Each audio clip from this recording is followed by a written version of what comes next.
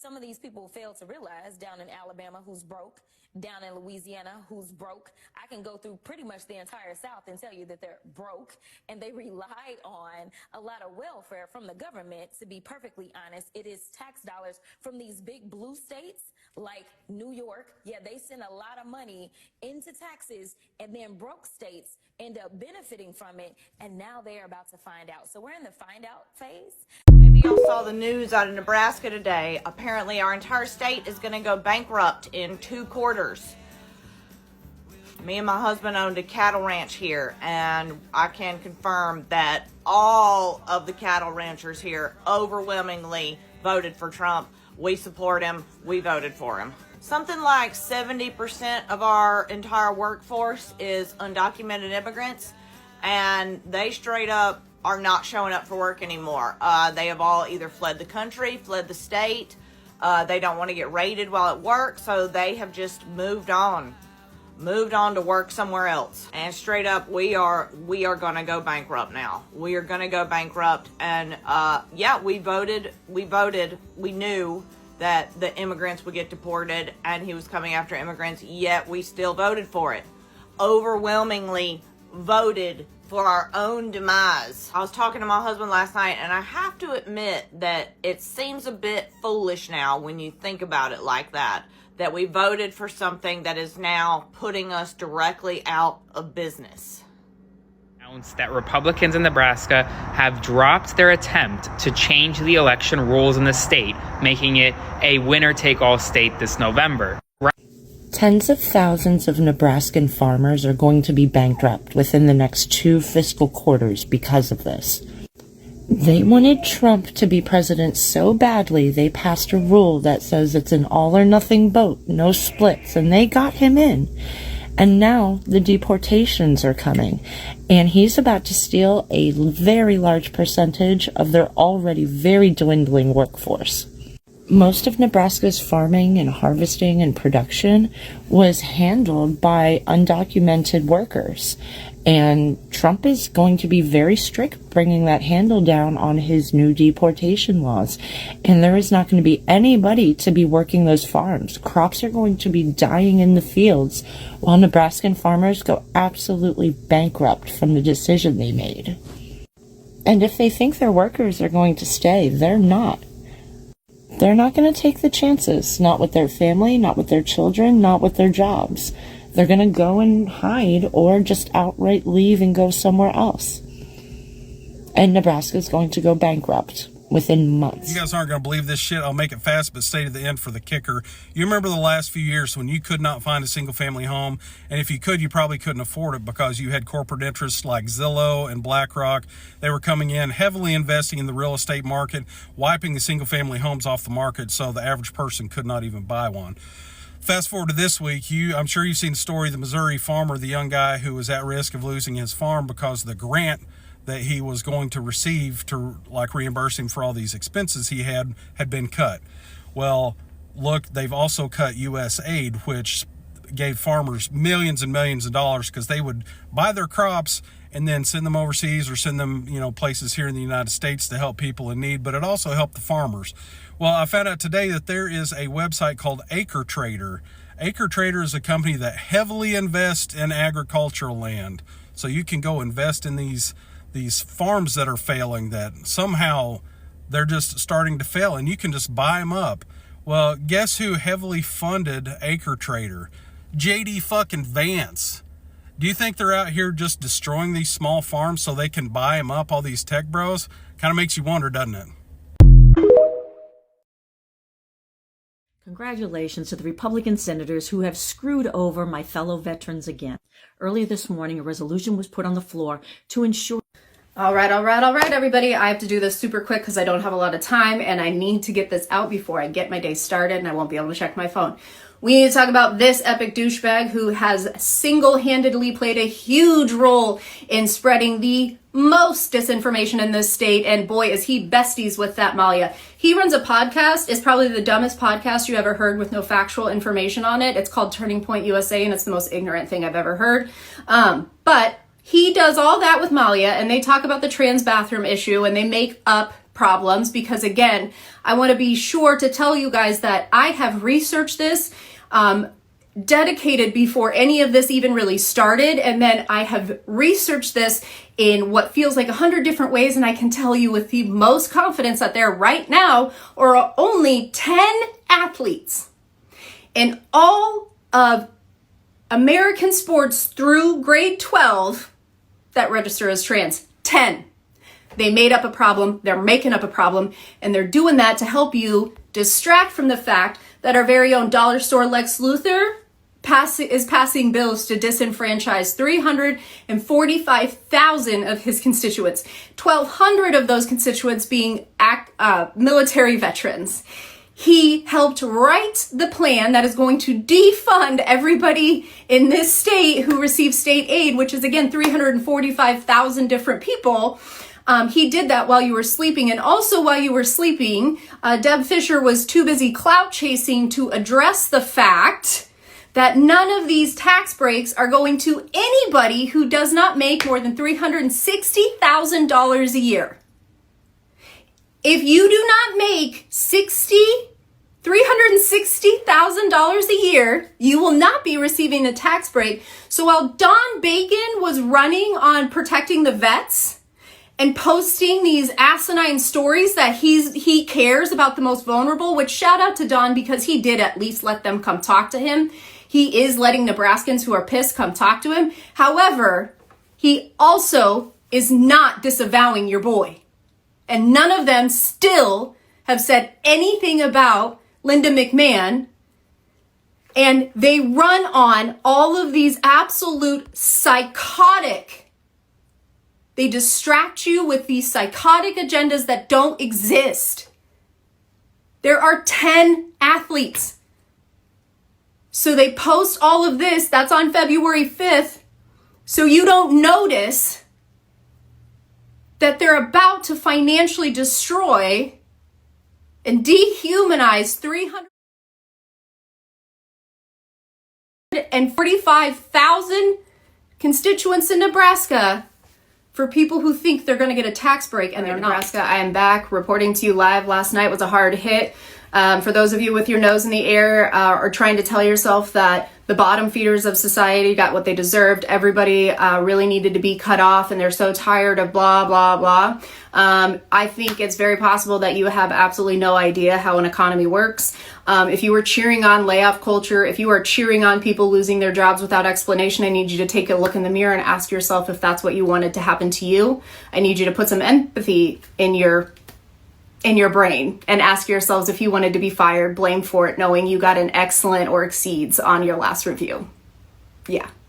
So anyway, here in Nebraska, the Bible gets thrown in my face more than I can tell you. Anytime I try to bring up human rights like abortion, LGBTQ, all I hear is what the Bible, blah, blah, blah. I even know a woman so privileged and entitled. I used to work out with her and I'm going to call her out. She actually had the audacity to post memes and stories about prayer and how we're praying for the right presidents for good finances. Well, I think she voted for the wrong person if that's what she wanted. Because the reality is that Biden's economy, we had been more confident as consumers at the end of 2024 than we had been since before the pandemic. Yeah, there's a lot of studies on it. A lot. And you're just wrong. You are all wrong.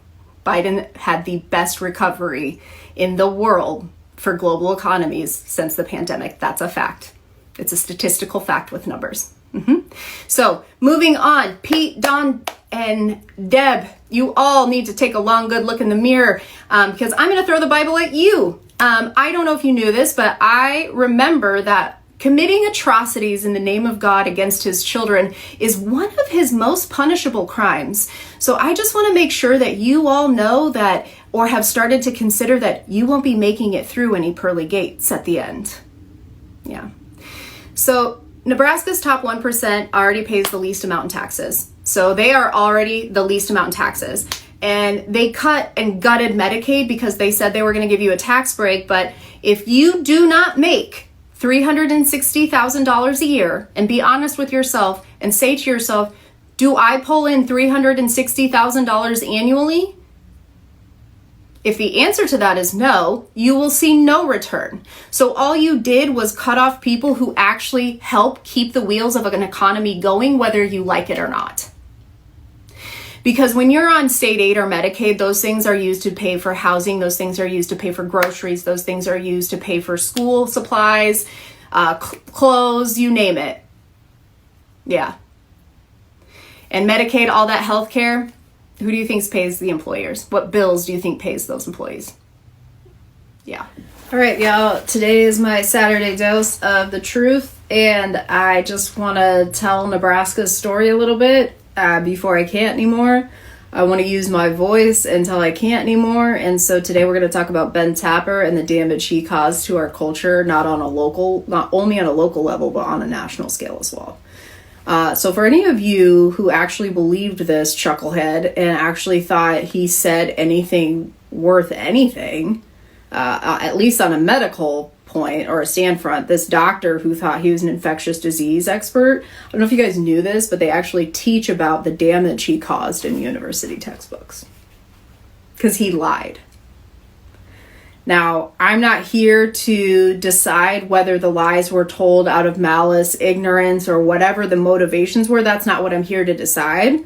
I'm here to talk about the fact that it's a lie, that he was a chiropractor that had absolutely no qualifications to speak on infectious diseases, and that it was, to me, from my perspective, anytime I would see him, I'd be like, this freaking idiot just says stuff and has no idea what he's talking about.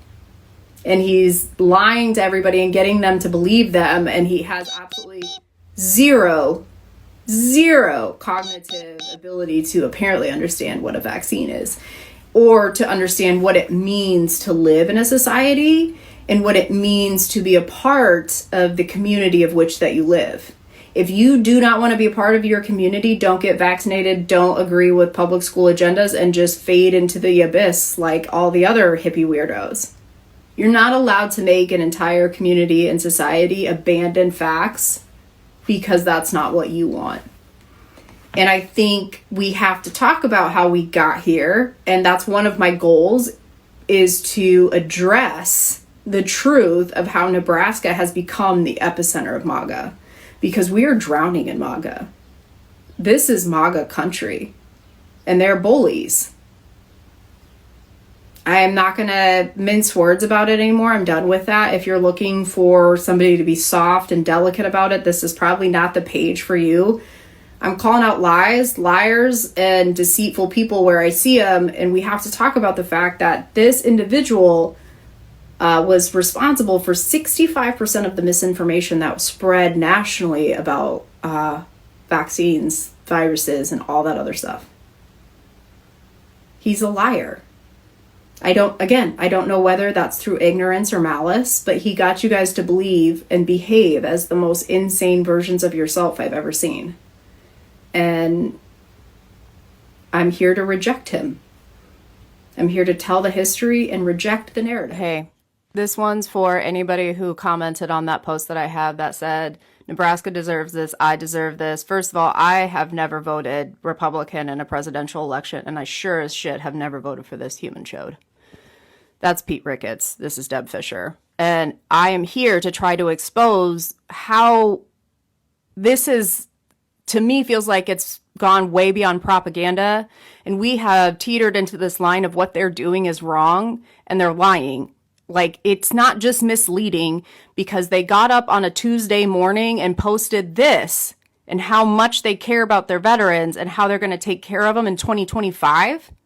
So they posted that on a Tuesday morning. Mind you, they woke up in the middle of the night, the Friday before that picture, to defund the PACT Act, which the PACT Act was a funding bill for veterans who served at the ground zero on 9/11 and now have chronic COPD, have lung cancer. Their lives and their health have completely deteriorated as a result of their service to help clean up 9/11. Our senators voted to defund that in order to filter money to themselves. They're the top 1% of Nebraska.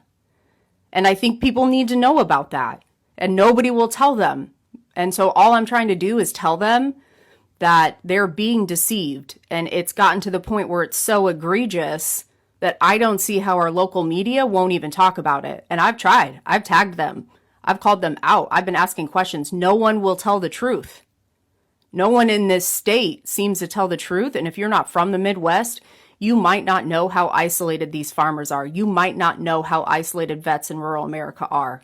You might not know that they don't actually have the chance to get outside information and different perspectives. And that's the truth. They're incredibly isolated and vulnerable to this type of predatory behavior. And this one's for the girl who hopped in my comments and tried to tell me I was gaslighting everybody about Biden's economy. No, I am not. I'm sorry that you're not able to understand that he handed over a strong economy, especially given the mess he cleaned up from Trump's first term. The 2018 tariffs he put into place caused a lot of financial and economic damage. That's the truth. The Jobs Tax Act is why mechanics and industrial workers can't claim their equipment anymore. He did a lot of damage. Because what no one will admit is this. Trump was really bad at his job, and Biden spent the first 2 years digging us out of a hole.